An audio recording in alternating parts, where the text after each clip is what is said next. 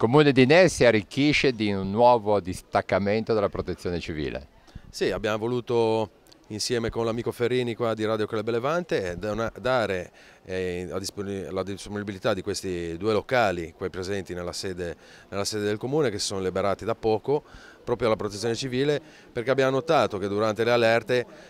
la sede che aveva già in dotazione la Protezione Civile qui a Ne era distaccata rispetto alla sede comunale. Liberandosi questi spazi abbiamo proprio pensato da subito ad allestirli insieme alla Protezione Civile, proprio per renderli in disponibilità, proprio per, in caso di allerta, per il personale della Protezione Civile,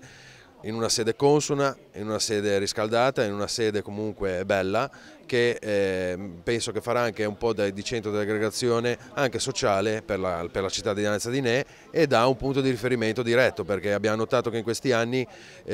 quando succede un'allerta, quando succede purtroppo ahimè un disastro, il primo scalino a salire è quello del Comune, quindi avere anche qui nella sede del comunale un distaccamento della Protezione Civile è una cosa veramente importante ormai al giorno d'oggi per i comuni. Una Protezione Civile che con i nostri ultimi tempi è sempre più in campo. Diciamo che la Protezione Civile purtroppo, diciamo, è pressata dai comunicati ARPAL, ci arrivano puntualmente dalla Regione Liguria,